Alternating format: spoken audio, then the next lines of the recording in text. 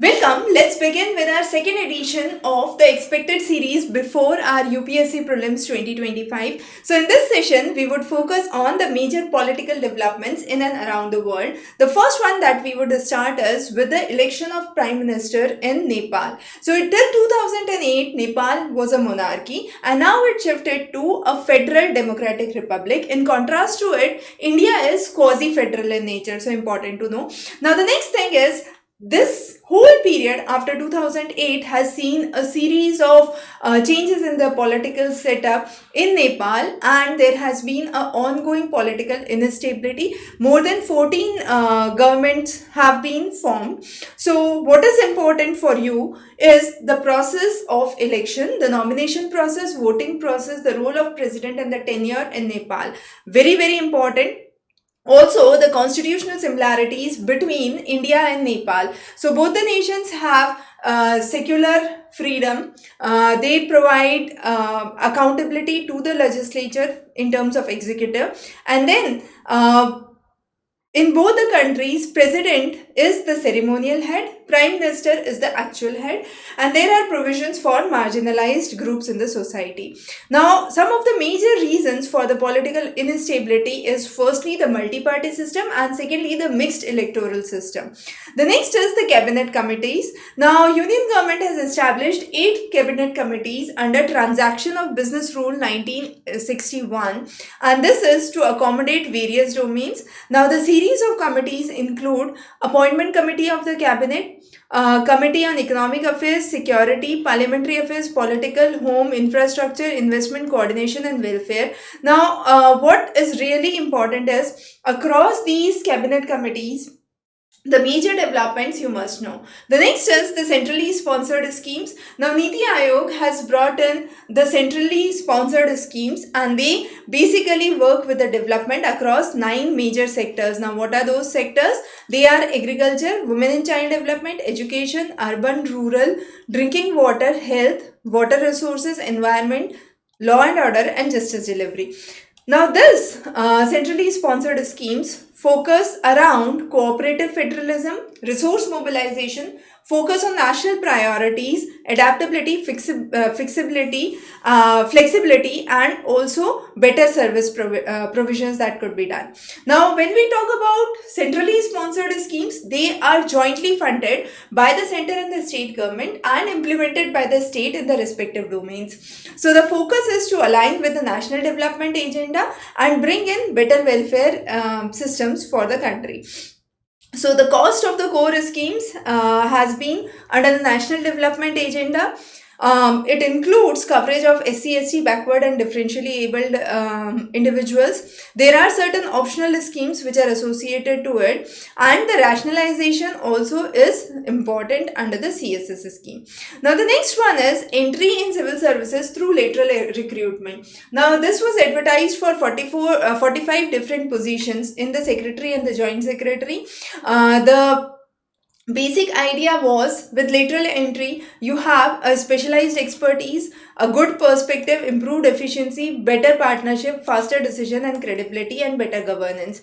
Now, what lateral entry offers is once the person is outside the bureaucratic setup, they actually can enter at a mid or a senior level position and they don't have to go through the conventional UPSC exam. Now, these involves contractual employees for 3 to 5 years and they can be extended based on their performance. Many countries like US, Australia, UK use lateral entry as well as direct entry for entry into the federal systems. Now, this was one of the important developments specifically for UPSC aspirants. The next is Uniform Civil Code. Now, Uniform Civil Code has been a very important, we could say, point that has been in news, and Goa forms a common civil code under the Portuguese Civil Code of 1867. Uttarakhand implemented it in 2004. Now, the Law Commission of India has stated that creating a uniform civil code is neither necessary nor desirable. Instead, reform should focus on family laws for each religion, which are more gender equal. So, if we talk about the world scenario, you have various countries across the globe that have the uniform civil code, and India does need a uniform civil code that has been given under the directives, and Article 44 of the Constitution directs the state to secure uniform civil code for all the citizens, and implementation aims to promote gender justice, national unity and equality before law. Now, talking about the challenges, challenges include the consensus of the communities, the personal laws, the regional identities, and then there is violation of the principles of cooperative federalism. The next is UPS, Unified Pension Scheme. Now, Unified Pension Scheme was established after the recommendation of which committee is important. So, it is TV Somnathan Committee, and this was to actually bring in response to the persistent demands of the old pension scheme. So, now employees would have an option to choose between the new pension scheme and the Unified Pension Scheme. Now, the differences between the two pension schemes, you must be very, very clear. UPS would come into effect from 1st April and would apply to all employees of central government. The benefit would be 50% of the average basic pay, which is earned during the last 12 months before the retirement.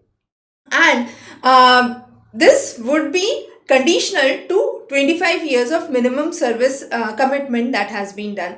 For shorter service period, the 10 years would be the base for calculation. Now, monthly pension of 10,000 would be provided after completing minimum 10 years, and in the event of any unforeseen circumstances, the pension of 60% would be given the amount which would be given prior to the demise, right? The next is the pension will include DNS allowance, and this would be calculated on the All India Consumer Price Index for industrial workers, and there would be no increase in the employee contribution, but the government contribution has increased from 14% to 18%. The next is the US presidential election. Now, the presidential election is already over. You have the new president-elect and finally the president. Now, what is important is how the election system works in United States.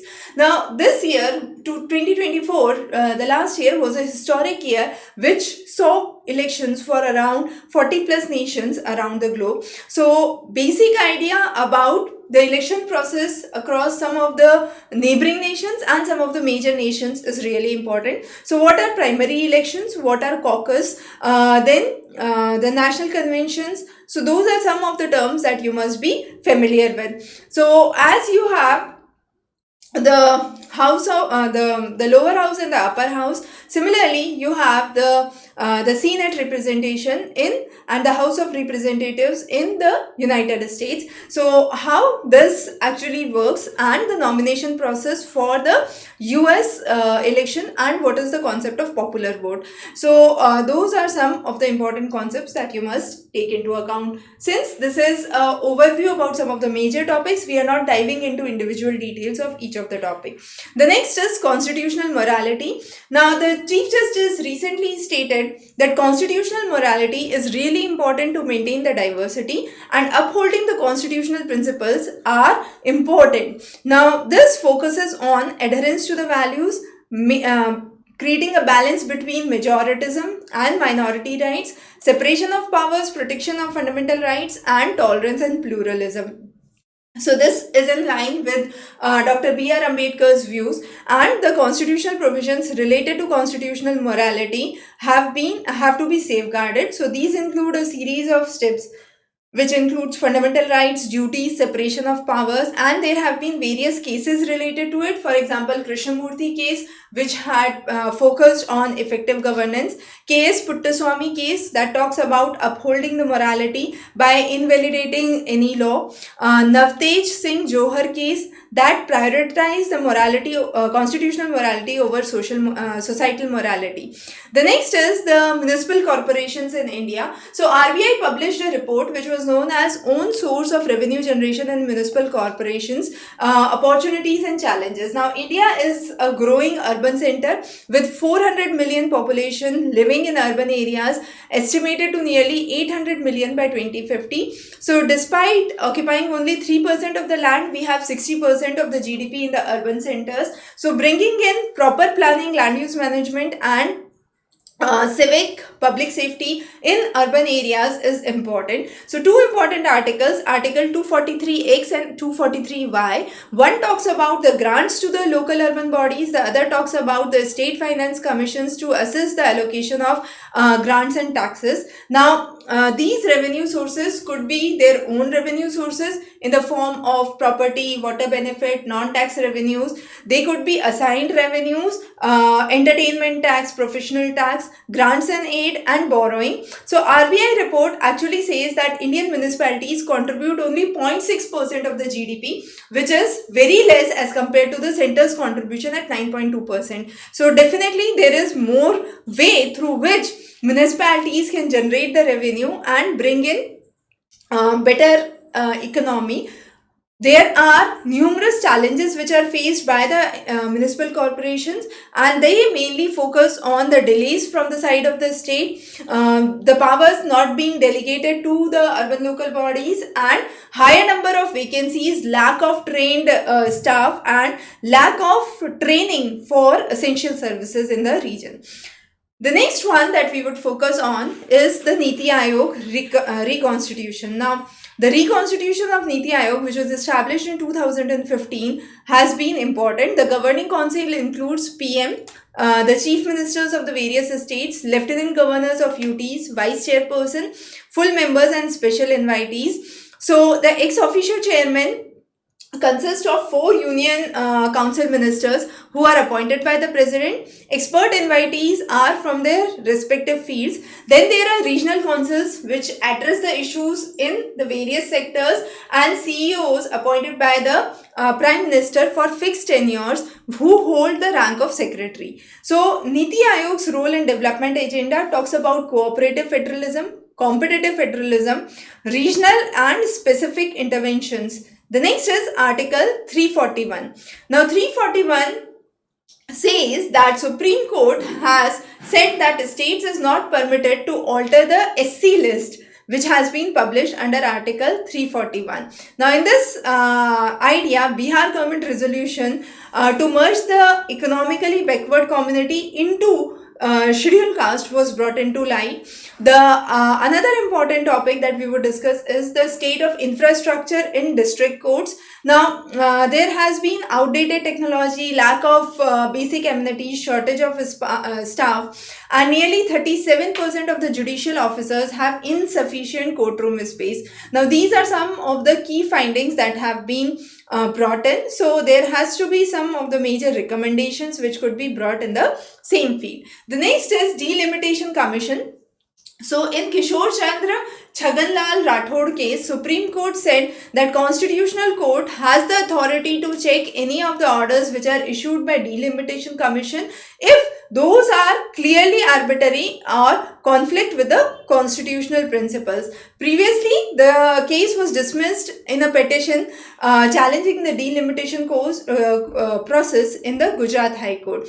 Now, this talks about redrawing of the boundary, reservation of seats, adjusting the constituency number. So, delimitation is how you define the number of seats falling into a particular legislative assembly or the ward or the constitutional region, right? So, this body is called as a delimitation committee or the boundary commission, which has the responsibility for the same. And Article 82 talks about the process of delimitation, which focuses on the laws passed by the parliament. The next is the Boiler Bill. Now, Boiler Bill 2024 would replace the Act of 1923 and aims to maintain uniformity across India in terms of regulating the boilers. This was amended in 2007.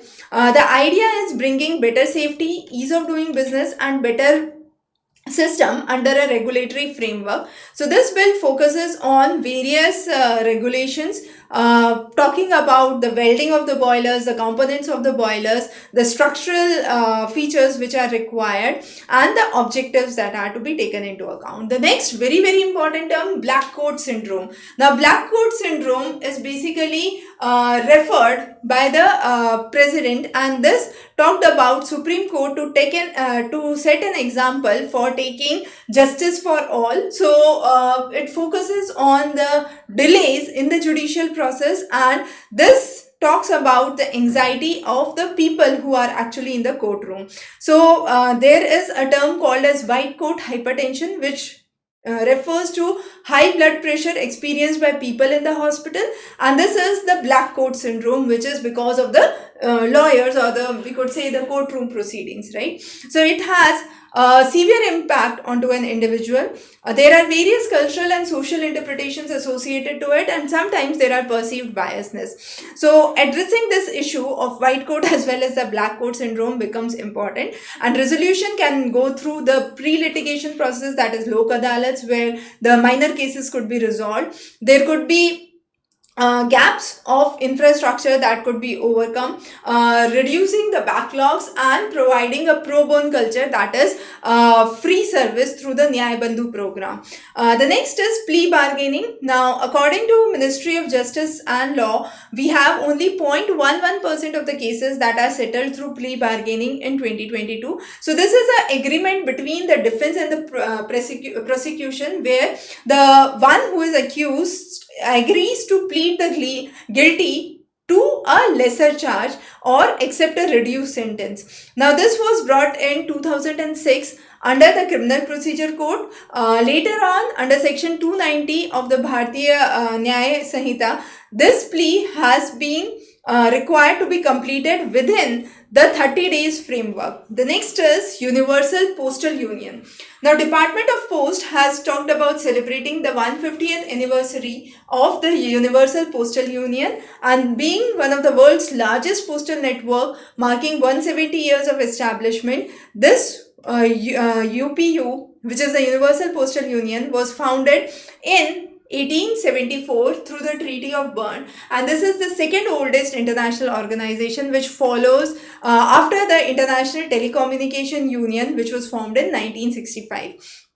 So the basic elements of UPU are important. The next is International Telecommunication Union, as we said, which is the oldest, has some of the important structures, and it actually had a standardization assembly in 2024, which was held in Delhi, and this conference talked about the standardizations which are held every 4 years, which pertain to radio communication, telecommunication, development and standardization. Now, this focuses first on the signing of the first International Telegraph Convention in Paris. It is one of the UN agencies which specifically focuses on digital technology, headquarters in Geneva with 193 members as part of it. The civil registration system is the Registrar General and the Census Commissioner of India. Now, this aims to reduce the time for registration, have a unified system for continuous mandatory permanent records for the vital events, birth, death, stillbirth, registration of birth and death have been mandated under the Registration Act of 1969. Now, civil registration and identity laws talks about identity theft laws, digital signature, e-government and protection of personal data. The next is prisons in India. Now, the prisons in India was one of the reports that was unveiled again by President, and this talked about mapping prison manuals and measures for reforms and decongestion. So this was compiled by the Center for Research and Planning, which is a research subdivision of Supreme Court, aims to highlight the issues of overcrowding, poor infrastructure, lack of rehabilitation programs, violations of human rights in the prisons of India, and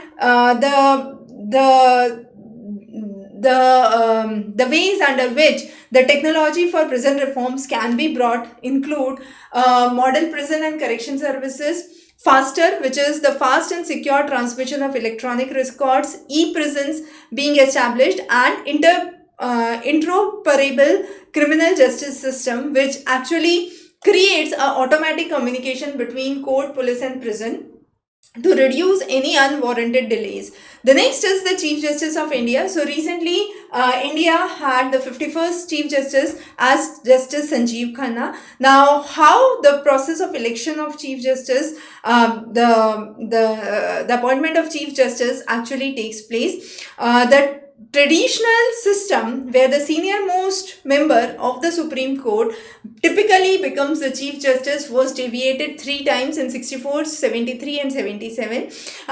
This time period is important, and as per article 124(2), the president appoints the Supreme Court and they hold the office until the age of 65 years. So this appointment through the collegium process is important. So those were some of the recent developments that we have discussed in the field of polity. In the next section we would move forward with environment. So stay tuned. Wish you the best.